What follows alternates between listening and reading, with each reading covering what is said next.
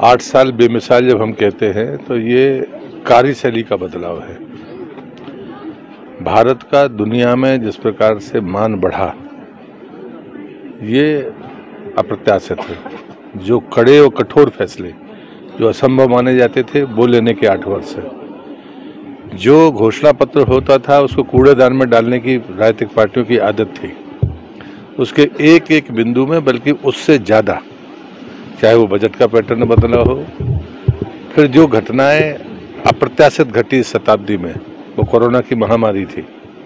हम आयात करने वाले देश थे, आज निर्यात कर रहे हैं। दवाइयाँ, वैक्सीन बना भी रहे हैं, बांट भी रहे हैं, बेच भी रहे हैं।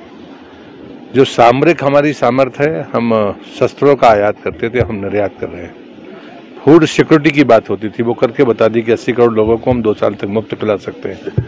लेकिन हम निर्यातित देश हैं। हमने 90 लाख मीट्रिक टन अनाज निर्यात किया है और ज़रूरतमंद श्रीलंका को भी दिया है, जबकि हम खुद ज़रूरतमंद हैं। हम जानते हैं कि 130 करोड़ की आबादी के लिए फूड सिक्योरिटी कितनी बड़ा चैलेंज है, लेकिन तीनों बातों को बैलेंस करना, हम अपने सांस्कृतिक विरासत को भी संदेश दें और उसका मूर्त रूप से पालन करें। और इसलिए एक लाइन में कहता हूं कि दुनिया में उस देश का नाम बताइए भारत के अलावा जिसने ज़रूरतमंद लोगों को दवाइयाँ और वैक्सीन दी हों, वो सिर्फ भारत है। तो ज़रूरतमंद होने वाले ज़रूरतमंद हम देश है, हमें ज़रूरत है, लेकिन हम उस मान को पाते हैं कि भाई 2 रोटी है तो एक हम खाएंगे, एक भूखे को देंगे। तो ये इसको कर पाना, ये लीडरशिप की ही ताकत है और वो मोदी जी में है। एक अच्छे 8 साल पूरे हो रहे हैं, बहुत सकारात्मक, रचनात्मक, सैद्धांतिक बातों में। ये डर से ग्रस्त कांग्रेस के बारे में सवाल क्यों पूछना, अब देश जानने लगा है। नहीं, मुझे लगता है कि ये चीज़ें इतने उसकी नहीं है। मैं कल्चर मिनिस्टर रहा हूँ, मैंने कहा था कि जो लोग ऐसे सवाल करते हैं उनको कुतुब मीनार जाकर देखना चाहिए। वहाँ एक पत्थर लिखा है फारसी में, जिसमें लिखा है कि हमने 27 सनातन और जैन मंदिर तोड़ के कुतुब मीनार बनाई है। वो भारत सरकार ने नहीं लगाया, वो ASI ने नहीं लगाया, जिनने वो तोड़े थे वो आक्रांता हमारी छाती पर लिख कर गए। और दुनिया में भारत ही एक ऐसा देश होगा जहाँ ऐसी चीज़ें लिखी हों और बनी हों और वो सुरक्षित हों, उसके बाद भी लोग अगर हमसे सवाल करते हैं, इससे बड़ा दुर्भाग्य कुछ होता नहीं।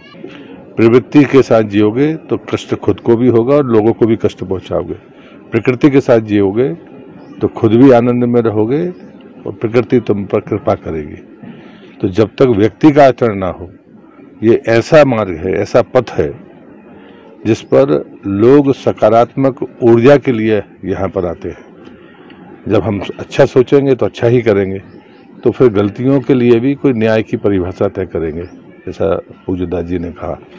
और मैं तो मानता हूँ और मैं इस मामले में करता भी हूँ। कितना ही बड़ा ताकतवर व्यक्ति हो, अगर वो ऐसे अपराध कर रहा है जो समाज जीवन को नष्ट करने वाला है, उसके खिलाफ पहले बड़ी कार्रवाई होनी चाहिए। जो ताकतवर लोग हैं उनके खिलाफ कार्रवाई होगी, बाकी लोग तो अनुसरण करते हैं। मेरा फार्मेसी का धंधा है, मल्टीपल स्टोर्स है यूनाइटेड स्टेट्स में। वहाँ एक सिस्टम है कि अपने आगे जो सफाई करना, एक भी तुम्हें पत्ता मिलेगा या एक भी तुम्हें कोका कोला का कैन सामने गिरा हुआ अपनी दुकान के सामने होएगा, तो आपको वो $150 की क्या वो बोलते हैं वो दे देते, पेनल्टी दे देते। That has to be paid, एक हफ्ते के अंदर पे कर देते, नहीं तो उसका ब्याज बढ़ता रहेगा और उस पर पेनल्टी लगती है।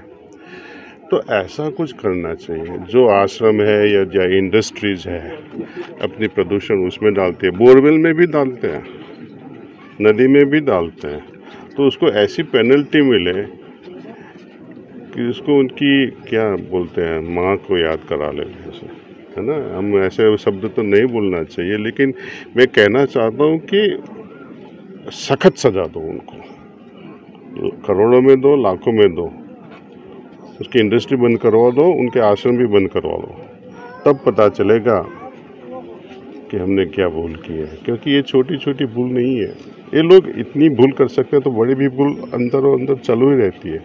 जो बाहर से भूल देखने को तैयार नहीं है और अंदर की भूल छुपाते रहेंगे, इन लोगों को हम आश्रम के अधिकारी नहीं समझते हैं। वो हमारे देश को बर्बाद करने, वो खुद का पैसा, खुद का पॉकेट भरने के लिए आए हैं और प्रजा अनफॉर्चुनेटली ऐसे लोगों को ही फॉलो करती है।